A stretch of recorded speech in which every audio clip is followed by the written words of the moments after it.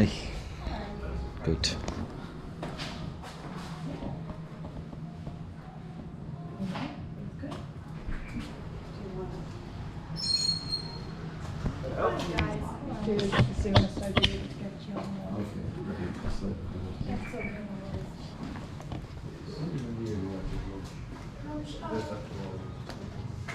So there would be petrol station just down the road there, and nice lunch.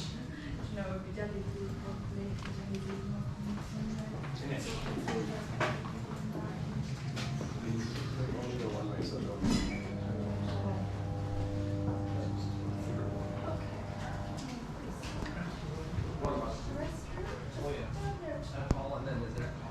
coffee there is indeed. What kind of for just lattes, cappuccinos, Americanos.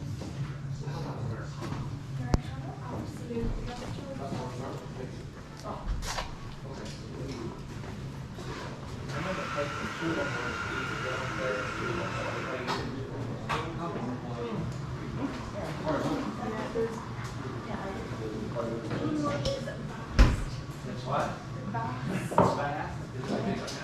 It's quite everything you're looking for, you find it.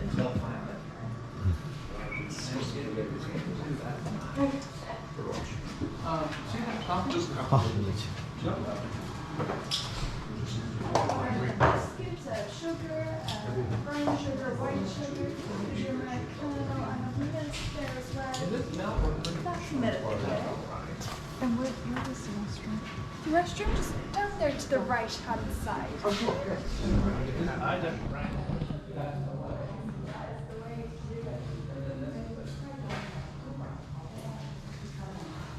Hang your distillery on that.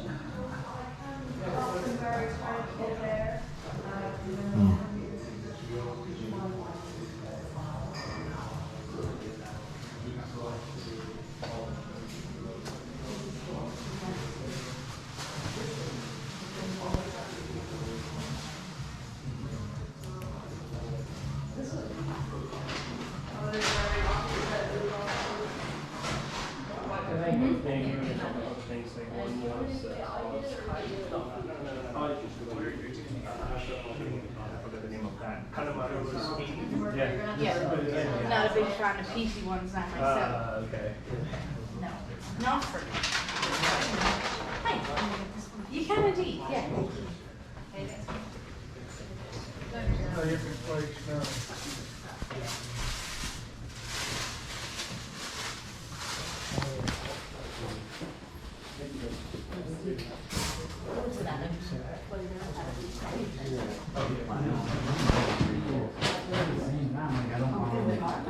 Willy Wonka.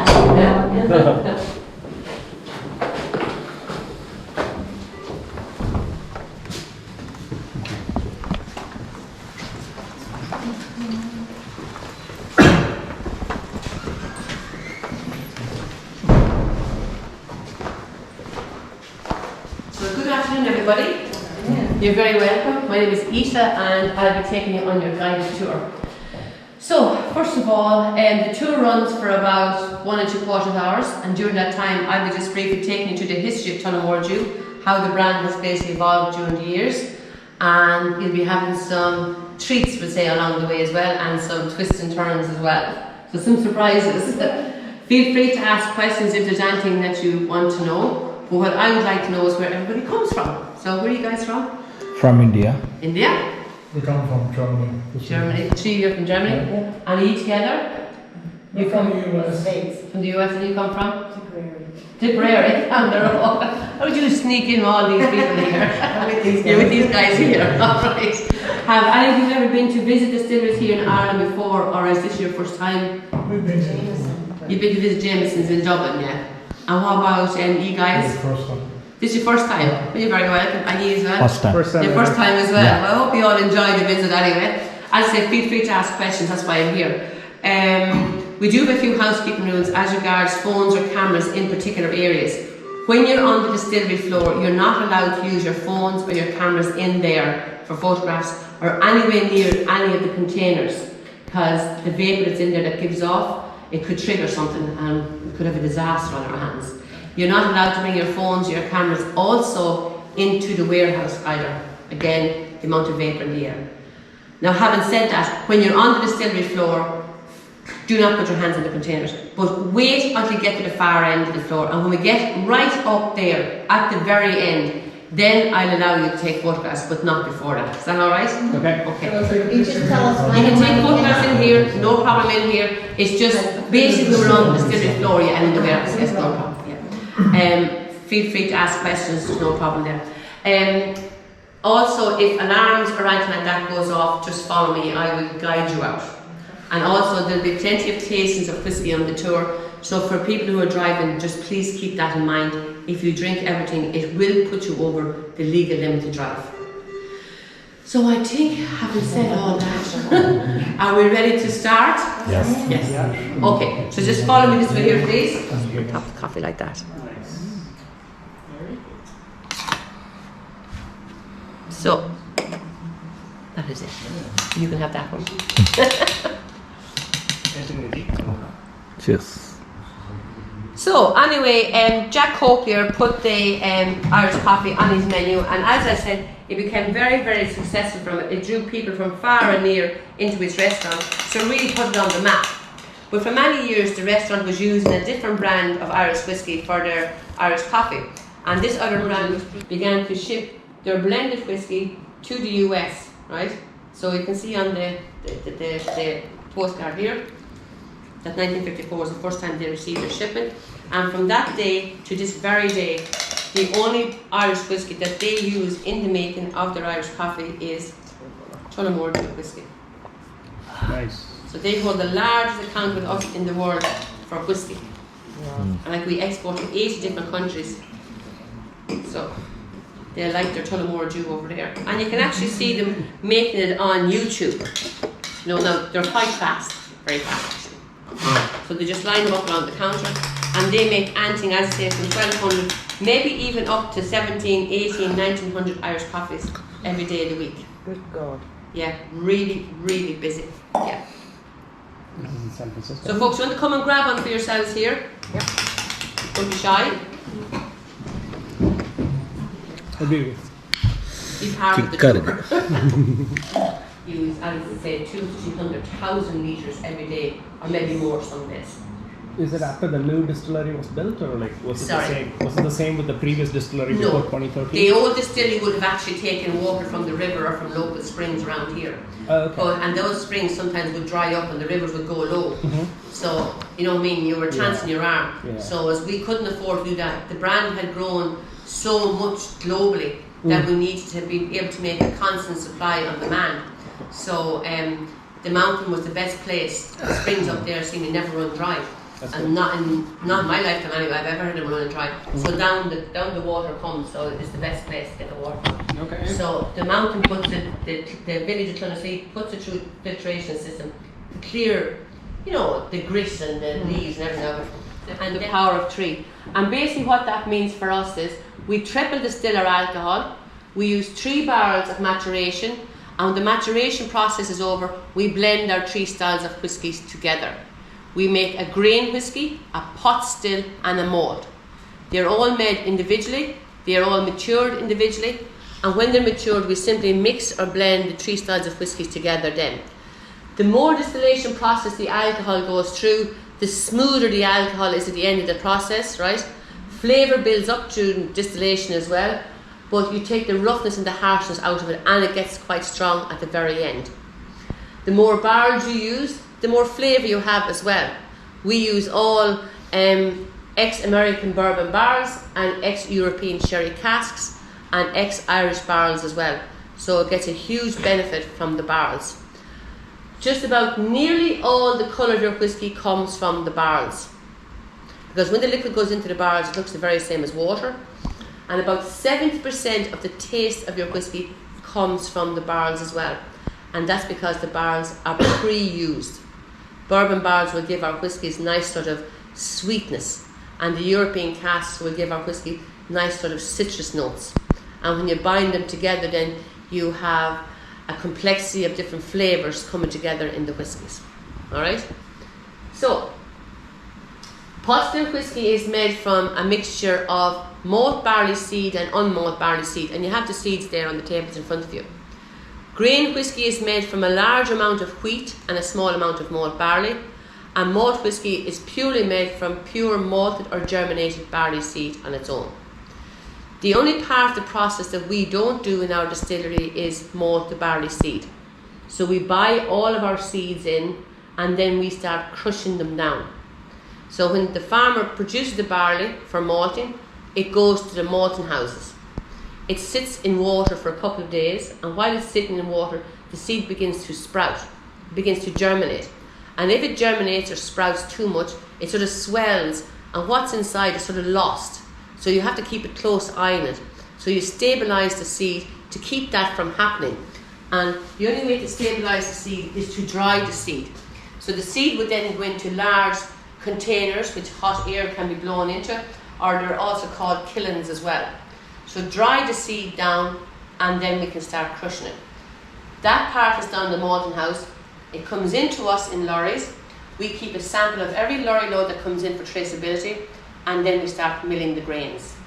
So as I said, mill everything separately, because you're taking different percentage of the grains together to make your different styles of whiskey.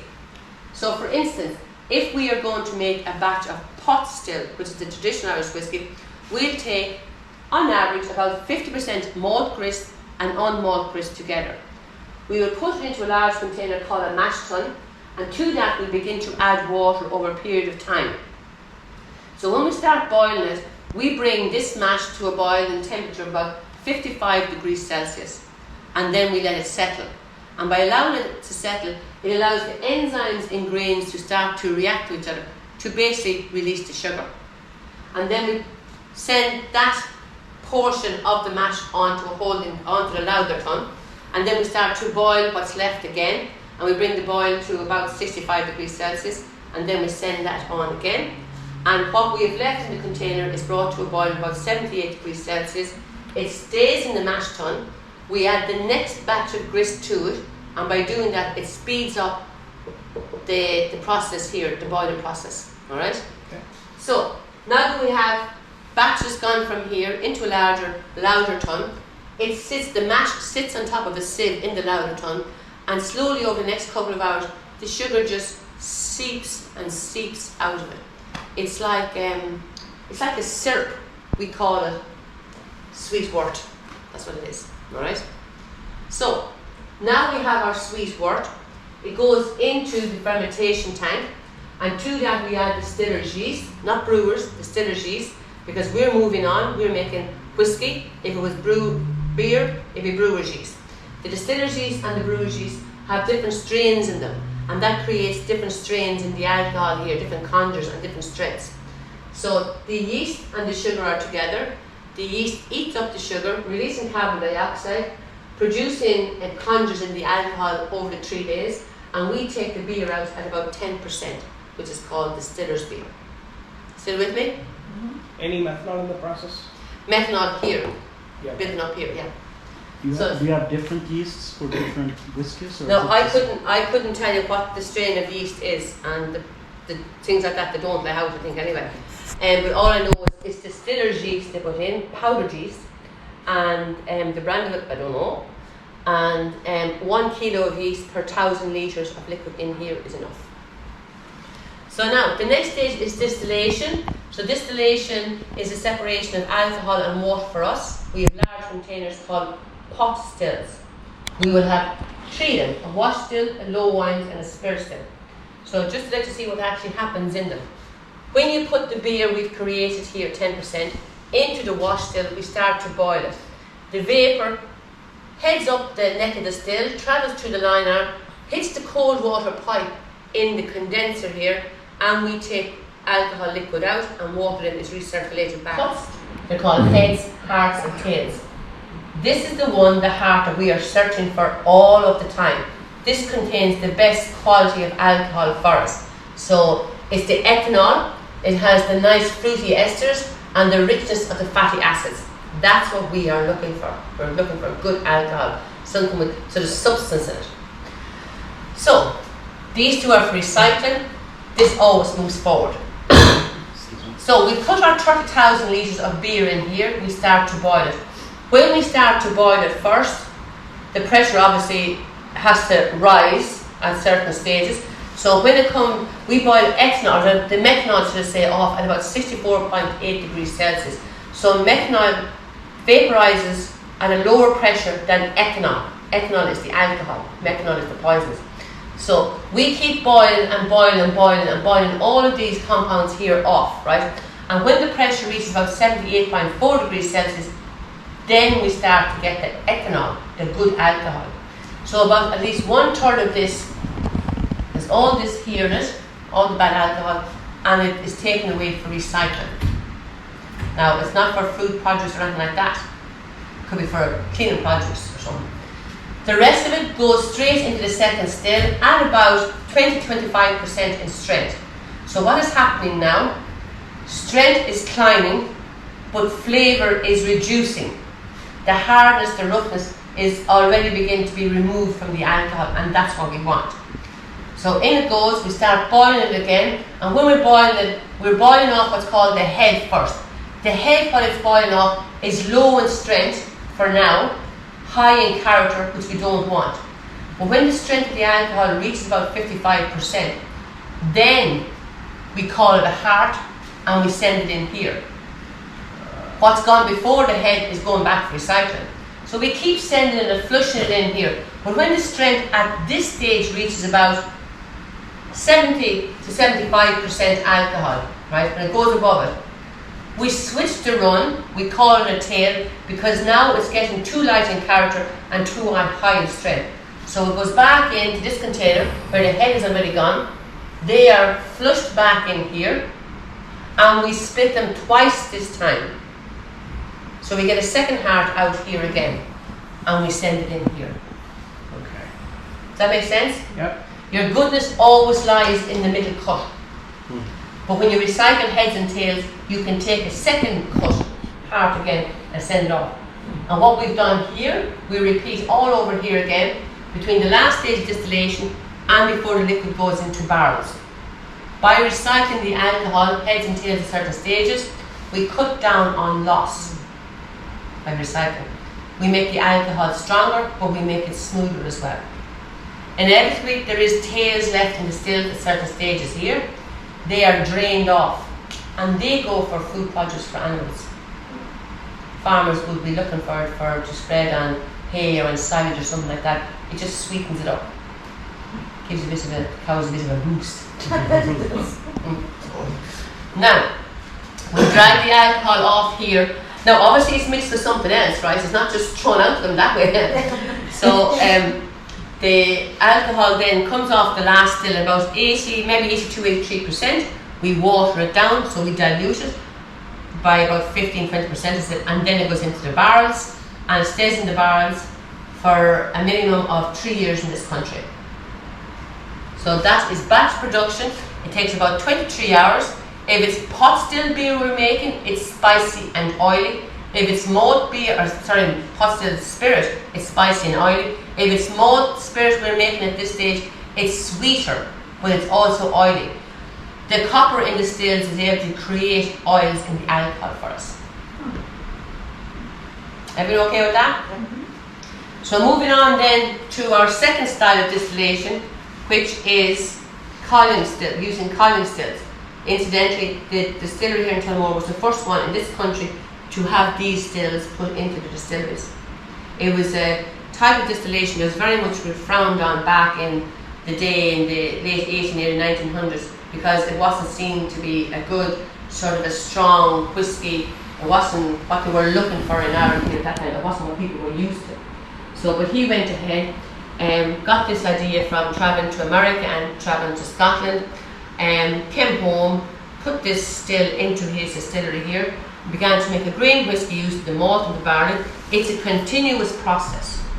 It's not like here, stopping and starting, stopping and starting. This is 24/7, 365 days a year, non-stop if you want. The only thing about it is you produce a very, very neutral spirit, but you get a high strength. And again, it goes into a variety of barrels for maturation. Obviously, it's watered down as well, and stays in the bars then until we're ready to take it out. But no, we don't take it out before it's 3 years again. So that is how we process and we produce our spirits. It's called spirit up to this date, new make spirit. It is not officially whiskey until it has matured for 3 years. Any questions? No? All okay? Okay. Good. Right. One moment. Oh, wow. Oh my god. So there's no artificial coloring or anything like that at all for consistency. Yeah. Yeah. We try to do everything as natural as possible, I suppose, you know what I mean? But yeah, when you're trying to get all the batches the same colour, flavour is more important than colour, so we work on flavour first, colour comes last. Okay. So yeah, distilleries do add caramel dye, which does not affect the taste of the whiskey. Okay. Okay. And it's just for aesthetics really, that's it. Is it the same thing picture? Yeah, you can. Yeah, you can of course. So you can pop up there and take photographs, stand in front of me if you want.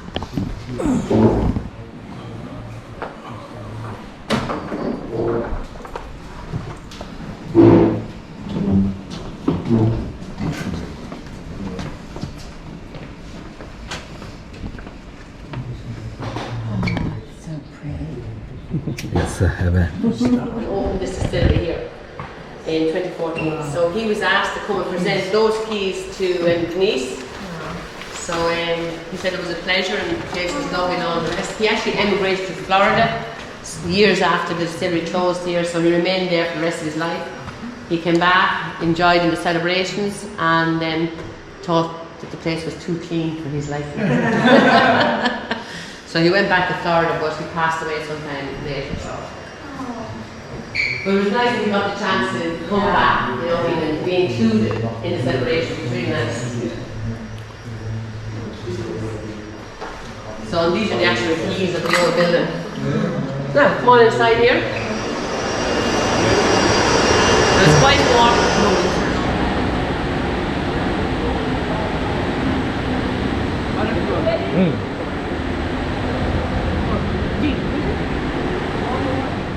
Now, little bus down here, take a seat. There are 2 doors on this side and 1 on the far side, so you can fit 3 people on a seat. Okay. Alright.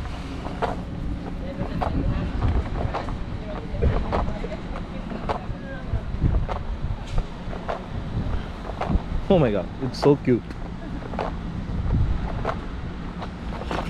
Oh, other side. Other side.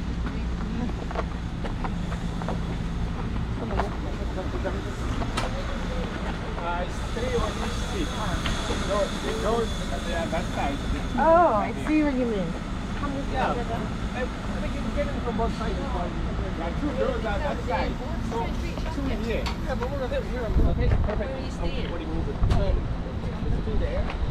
you staying in Tullamore?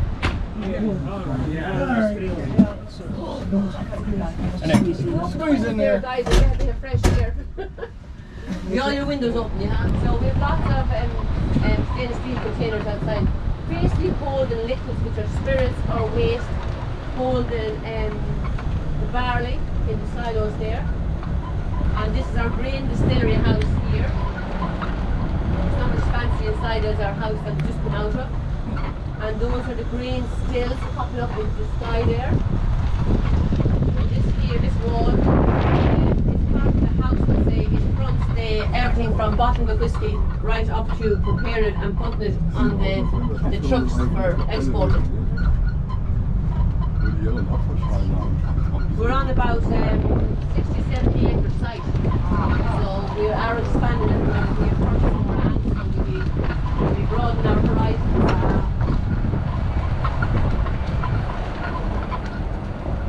But the demand for Irish whiskey as a whole is growing all the time. Over the time being,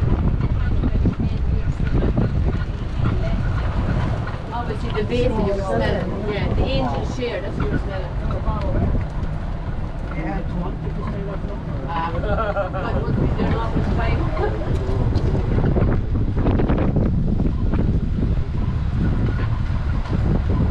A week before you get drunk, I'd say. Or a week over.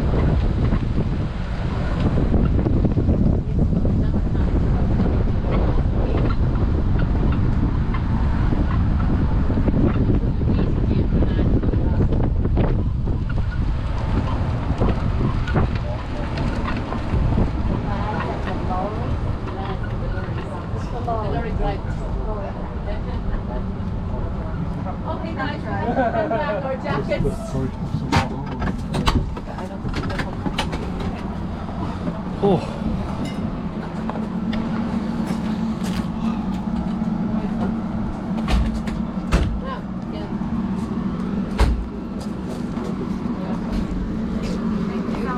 Okay, see you. Thank you. Thank you so much. Thank you so much. Now, you're just going to go upstairs and the first door in front of you on the next level. Okay. Back for more.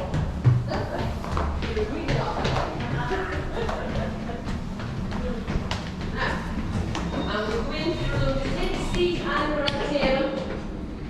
Oh my god. One more heaven.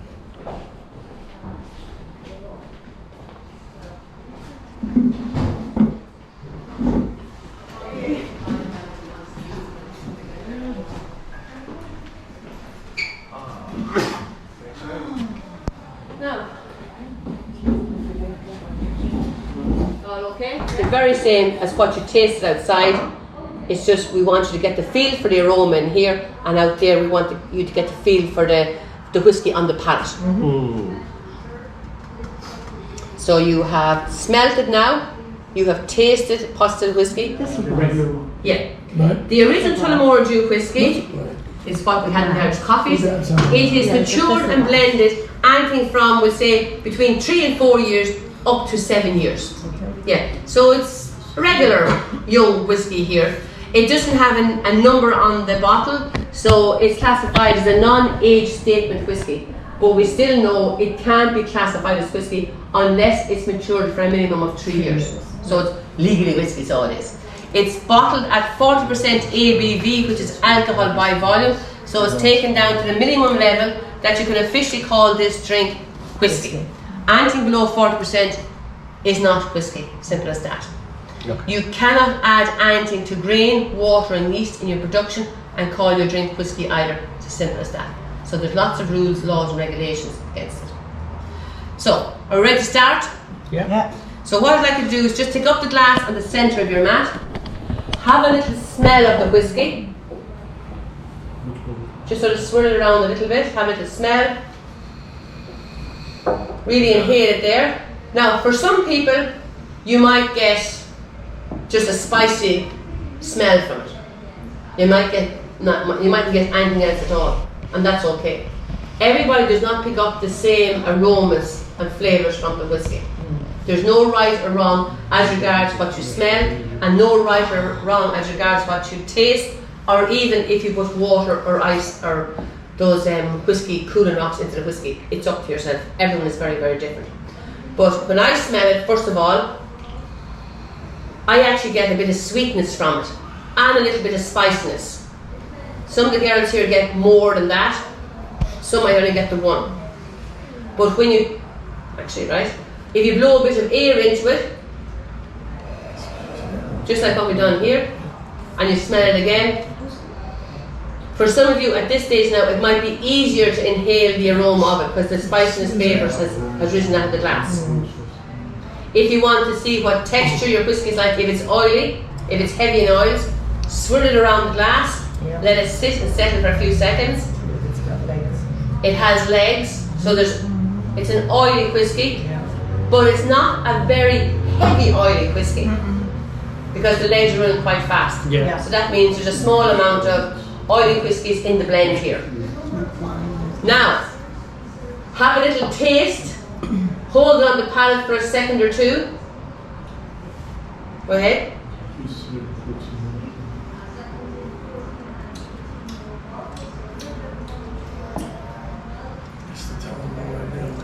It is a very, very smooth whiskey. Yes. Yeah, really smooth. No burning sensation in the chest. The flavour sits in the back of your throat.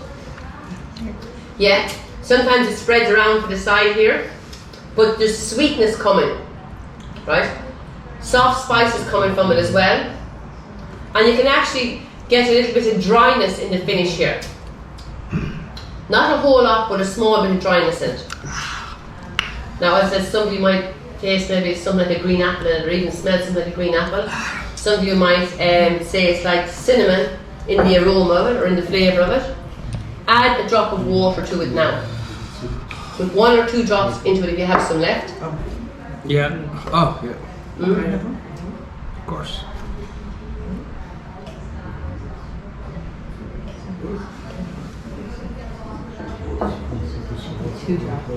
If not, count drops of water. Charge it for them. Yeah, just a few drops in, because you have a very small amount of whiskey in your glass, so you don't need a lot of water. Yeah. So now have a little sip of it again, or finish it off and see what you think. Does it change it? Mm-hmm. Yeah. The water opens it up a little bit and softens and mellows it out. Yeah. It's not as crisp or something, you know what I mean? It's not as citrusy as it was in the beginning. It's more mellow. And this is why we put water in the alcohol at certain stages when we're making it. It breaks down the roughness a little bit in it. But here it's breaking down the flavours more so. So that's our original. So we all ready for the second one? Yes. The second one is the XO. How many of you are familiar with that one? You are, yeah. That goes into the States a lot. See this in here? Yeah. The Caribbean one. Yeah, the Caribbean rum class finish. Really, really nice whiskey. A little bit more vibrant, I suppose, than the original Tullamore Dew. It's Which one? Left it's stronger in character. It's on the right hand side, yeah. So with this one, have a little taste. You'll find it's a little bit oilier than the first one. For anyone who likes rum, basically likes this one. It's like you have the best of both worlds in a bottle. You have whiskey and rum. Whiskey and rum, Mario. What is it? Taste the rum afterwards. The rum comes not straight away, it comes a few seconds later in the taste, yeah. You got to really smell the note for a hand, yeah? So, how do we achieve this? Rum flavour in it. Rum barrel. We finish it in what we call a rum cask. So what we do is we actually buy rum from the Caribbean. Dark, spicy, sweet rum. Gorgeous whiskey that is. It's lovely with ice as well, really nice. Discontinued. Yeah, we're discontinuing it, yeah. So we have some downstairs at the moment. This is at the airport and here only. It's a 13-year-old single malt. It is an ex-Pomerol, which is a French cask finished whiskey. Nice and fruity. Get that nice sort of a wine flavour from it. Beautiful whiskey. The 14 malt is matured in bourbon barrels for 14 years, and then it's finished in bourbon 1, sherry, port and Madeira cask for about 6 months. So it really elevates that sort of very strong, fruity, sweet character into it. Now, I can't guarantee, to be honest. I put so much in my suitcase. Yeah, because we do them in small batches twice a year. So all in all, 5,000 bottles that is made. So that's to do here and duty free, and maybe a few other small places around. So we can never say for sure if they have a particular one, but we do know for definite they'll always have the rouge. Bourbon barrels. Yeah. Started in bourbon and finished in distillery.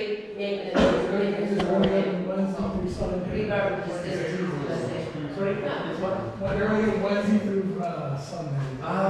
Tuesday. So if you went there on Monday or Tuesday, try to get here.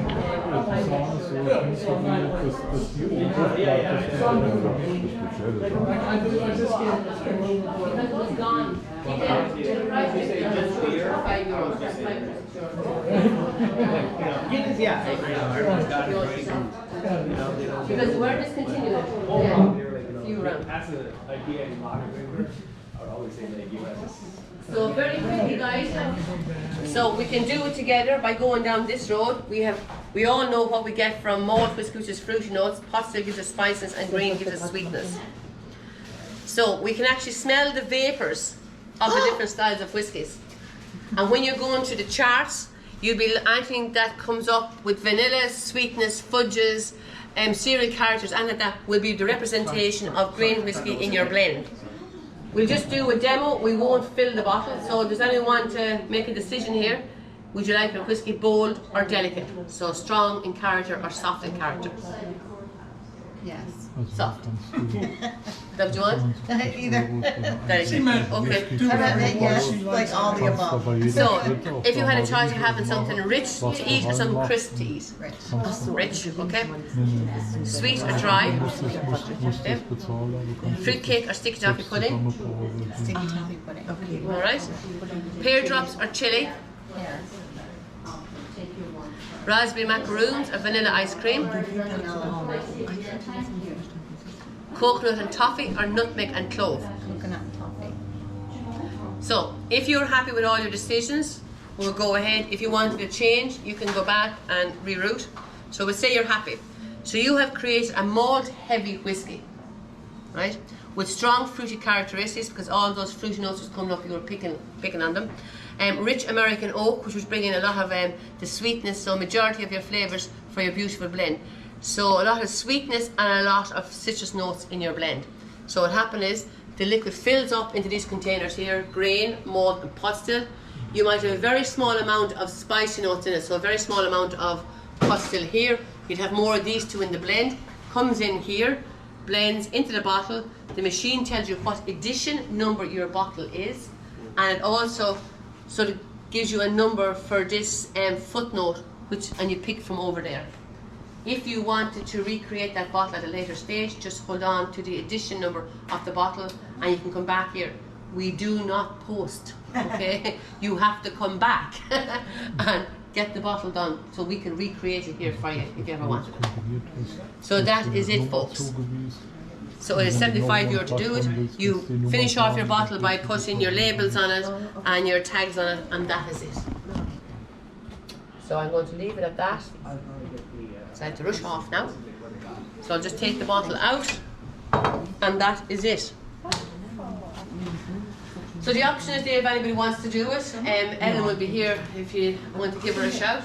So guys, it was lovely to have you on the tour. Yes. And enjoy the rest of your holiday. Thank you. Okay? Thank you. You're very welcome.